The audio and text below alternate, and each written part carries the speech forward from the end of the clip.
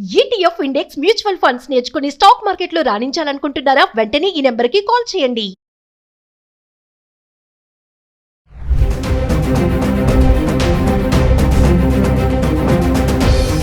నమస్తే, welcome back to Suman TV. నా జీవితం నాకు నచ్చట్లేదు. బ్రతకాలని ఉన్నా బ్రతకలేను.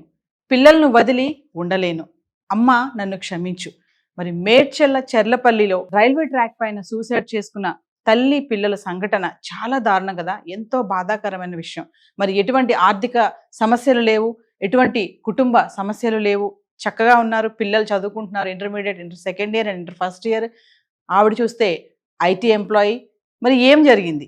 ఎందుకు ఇంత బలవన్ మరణానికి పాల్పడుతున్నారు? పిల్లలను సైతం కడతీరుస్తున్నారు. మరి అసలు దీని వెనకాల చెందినటువంటి స్టోరీ ఏంటి? ఎందుకు ఇలాంటి దారుణాలు సమాజంలో మనం రోజు రోజుకు చూస్తున్నాం? మరి దీనిపై మరింత సమాచారం అందించడానికి మనకి అందుబాటులో ఉన్నారు లైఫ్ కోచ్ వసుధార గారు. నమస్తే అండి, నేను Vasudhara, life coach, marriage counsellor from Abha life school.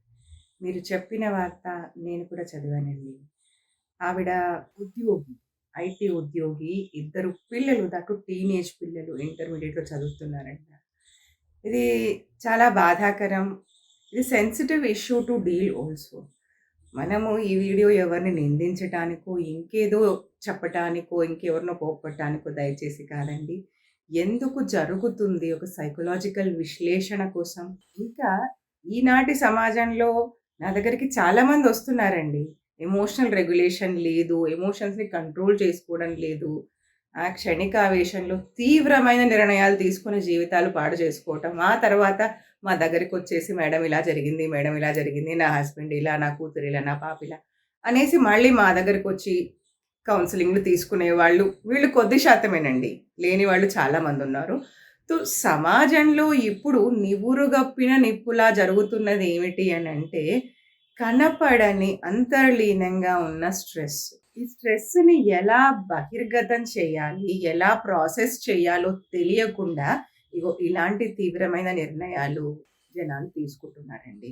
ఇప్పుడు చూస్తే హత్యలనండి, ఆత్మహత్యలనండి, ఇలాంటివి ఎవ్రీడే న్యూస్ అయిపోయింది. ఇది పెద్ద విషయం కాదు అనే స్థాయికి, దీన్ని నార్మలైజ్ చేసే స్థాయికి ఈ న్యూస్ యొక్క ఓవర్ఫ్లో ఉంది అనటం అతిశయోక్తి కాదు. నేను దీన్ని తక్కువ చేయట్లేదండి. నేను చెప్తున్నది ఏమిటి అంటే, ఇలాంటి వార్తలు సాధారణమైపోయాయి, ఇలాంటి సంఘటనలు సాధారణమైపోయాయి సమాజంలో. దీనికి సైకలాజికల్గా మనము ఏం చెప్పొచ్చు, ఎందుకు జరుగుతున్నాయి, జరగకుండా ఎలా ఆపొచ్చు అనే విషయం గురించి మనం మాట్లాడదామండి. మొదటిది, ఆ అమ్మాయి తల్లి కూడా చెప్పారంట, ఇంకెవరో కూడా చెప్పారంటే ఆఫీస్లో కొలీగ్స్, వీళ్ళు కూడా చెప్పింది ఏమిటి అని అంటే, సమస్యలు ఏమీ లేవంట, మరి ఆవిడ ఇలాంటి స్టెప్ ఎందుకు తీసుకుందో అనేది ఒక వినికిడి. సమస్యలు లేవు, సమస్యలు కనిపించట్లేదు, 2 ఒకటి కాదండి. సమస్యలు కనిపించటం లేదు, ఆవిడ చెప్పటం లేదు, doesn't mean she doesn't have any problem. ఏమిటంటే మనకు ఒకటి నేర్పిస్తారు కదా, గుడ్ గర్ల్ కండిషనింగ్ అనండి, గుడ్ మదర్ కండిషనింగ్ అనండి. చాలామంది మహిళలు ఏడవరు, కోప్పడరు, గొడవ పెట్టరు, కంప్లైంట్ చేయరు. అంత మాత్రం చేత వాళ్ళకి సమస్యలు లేవు అనుకోవటం ఎంతవరకు కరెక్ట్? లోపల అంతర్లీనంగా పెరుగుతున్న స్ట్రెస్ ఎవరికి చెప్పుకోవాలో తెలియదు, ఎవరికి చెప్తే ఎలా రియాక్ట్ అవుతారో తెలియదు.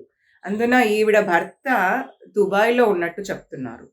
సో ఒక ఒంటరితనమే కదండి. జీవిత భాగస్వామి అని ఎవరినీ చెప్పరండి. భర్తకు భార్య, భార్యకు భర్తను మాత్రమే జీవిత భాగస్వామి అని చెప్తారు. సో అలాంటి జీవిత భాగస్వామి ఫిజికల్గా, ఎమోషనల్గా వాళ్ళ తోడు లేకపోతే, అది భార్య అవ్వచ్చు, భర్తే అవ్వచ్చు, ఖచ్చితంగా ఒంటరితనానికి లోన్ అయి తీరుతారు.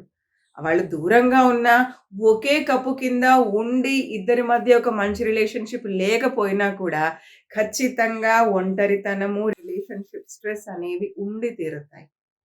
దాన్ని మనం అర్థం చేసుకోవాలి. ఆవిడ చెప్పుండకపోవచ్చు, కానీ అది ఉంది అన్నమాట వాస్తవం.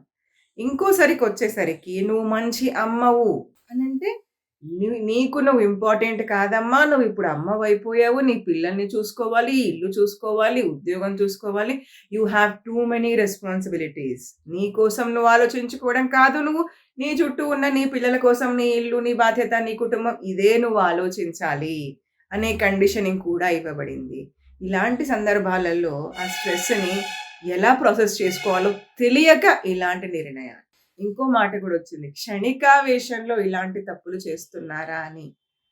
ఒకటి చెప్తామండి, ఒక 100 దెబ్బలు కొడితే ఒక మహావృక్షం విరిగిపోయింది అని అంటే 100వ దెబ్బకు విరిగిపోయింది, పడిపోయింది అది. సో మనం ఏం చెప్పొచ్చు, ఆ 99 దెబ్బలు వేస్టా? కాదు కదా. ఆ 99 దెబ్బలు కూడా నెమ్మదిగా ఆ వృక్షాన్ని కూలుస్తున్నాయి. కొంత కొంత కొంత కొంత కొంత కొంత 100వ దెబ్బకి అది పడిపోయింది. సో ఇది క్షణికావేశం కాదు, ఎన్నో సంవత్సరాల నుంచి పేరుకుపోయిన బాధ, తెలియని స్ట్రెస్, కోపం, ఫ్రస్ట్రేషన్, ఇలాంటివి, ఒంటరితనం, ఇలాంటివి అన్నీ కలిసి ఏదో ఒక వీక్ మూమెంట్లో ఇలాంటి నిర్ణయాలు తీసుకోవటం అనేది జరుగుతుంది. ఇంకొక విషయం వచ్చి, ఆవిడ పోతే పోయింది, పిల్లల్ని ఎందుకు తీసుకెళ్ళింది అనేది కూడా వినిపించిందండి. ఆ పిల్లలు చిన్నవాళ్ళు కూడా కాదు, వాళ్ళు ఇంటర్ చదువుతున్నారంట. ఇక్కడ ఇది తీవ్రమైన ప్రేమ, ఓవర్ ప్రొటెక్టివ్ ప్రేమ అన్నమాట. అబ్సెసివ్ ప్రొటెక్షన్ అంటారు దీన్ని. సో అలాంటప్పుడు నేను లేకపోతే నా పిల్లలు ఎలా, వాళ్ళని ఈ సమాజం బ్రతకనివ్వదు, నేను లేకపోతే వాళ్లకు ఇంకా ఏ ఆసరా లేదు, ఇలాంటి ఆలోచనలో ఆ పిల్లల పట్ల ఉన్న అబ్సెసివ్ ప్రేమ కారణంగా ఇలా జరిగింది. ఇంకొక విషయం వచ్చేసరికి, ఆవిడ పిల్లల్ని హాస్టల్ నుంచి పిక్ చేసి ఈ స్టేషన్‌కి వచ్చి, దీని మధ్యలో ఒక 4-5 గంటలు, మేబీ ఇంకా అంతకన్నా ఎక్కువే ఉందేమో డ్యూరేషన్. సో ఆ మధ్యలో ఆ పిల్లలకి ఆవిడ చెప్పే ఉంటుంది తన ప్రాబ్లమ్స్ ఏంటి, కాన్సిక్వెన్సెస్ ఏముండొచ్చు, బ్రెయిన్ వాష్ చేసి ఉండొచ్చు. వాళ్ళని కూడా ఒప్పించి, అంత పెద్ద పిల్లల్ని ఒప్పించడం అంత ఈజీ కాదండి. మేబీ ఆ పిల్లలకు కూడా తెలిసే ఉండొచ్చు, తమ తల్లి పడుతున్న బాధ, ఆవేదన ఏదైనా ఉండి ఉండొచ్చు. ఆ పిల్లలకు తెలిసే ఉండొచ్చు గాక. ఆ కొన్ని గంటల్లో ఆవిడ వాళ్లకు చెప్పి కూడా ఉండొచ్చు ఇంకొంత. సో మొత్తం అందరూ కలిసి ఈ నిర్ణయం తీసుకొని ఉండొచ్చు. ఇంకా ఒక చాలా బాధాకరమైన విషయం ఏంటంటే, దాంట్లో చూపించారనమాట, ఆ పిల్లలు భయపడితే ఆవిడ తన పిల్లల్ని దగ్గరగా హగ్ చేసుకొని మరీ ఆ స్పీడింగ్ ట్రైన్ ముందు నిల్చుంది. ఇది అసలు మాట్లాడటానికి చాలా మాటలు రావట్లేదండి.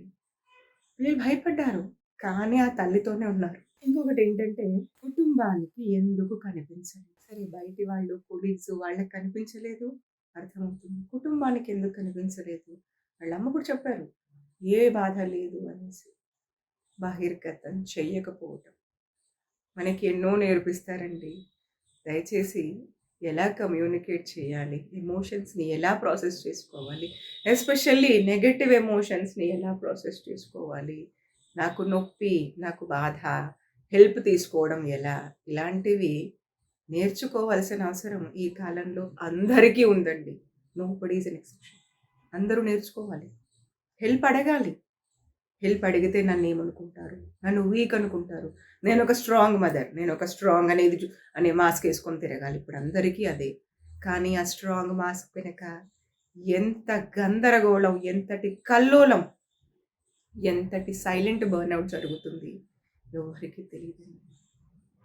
తెలియకపోని కనీసం నేను అందరినీ అడుగుతున్నానండి, మీలో ఏం జరుగుతుందో దయచేసి మీరే అనలైజ్ చేసుకోండి ప్లీజ్. తీవ్రమైన నిర్ణయాలు దయచేసి తీసుకోవద్దు. ఎన్నో జన్మల తర్వాత వస్తుంది మానవ జన్మ అని చెప్తారు, తర్వాత సంగతి మనకు తెలియదు. అర్ధాంతరంగా మీ జీవిత ప్రయాణాలు దయచేసి ఆపొద్దు. మీకు బాధ కలుగుతుంది, మీకు నొప్పి అనిపిస్తుంది, దయచేసి సహాయాన్ని అడగండి. మీకు ఎవరన్నా అలా కనిపిస్తున్నారు, మౌనంగా ఉన్నారు, ఏం మాట్లాడట్లేదు, వాళ్ళు స్ట్రాంగ్ అనేసి మీరు అనుకోకండి. దయచేసి అడగండి, వాళ్ళ ఇబ్బందులు ఏమిటి, వాళ్ళ బాధలు ఏమిటి. సహాయం తీసుకోవడానికే కానీ, సైకలాజికల్ హెల్ప్ కోసమే కానీ దయచేసి వెనకాడద్దు. మీ క్లోజ్ ఫ్రెండ్స్తోని, మీ ఫ్రెండ్ సర్కిల్లోని, మీ రిలేటివ్లో ఎవరితోనైనా మాట్లాడండి. ఎవరితోనైనా వీళ్ళు నన్ను జడ్జ్ చేస్తారు అనే బాధ, భయము ఉన్నప్పుడు మీరు మాలాంటి కౌన్సిలర్స్ దగ్గరికి రావచ్చండి, కోచ్ల దగ్గరికి రావచ్చు. దయచేసి మాట్లాడండి.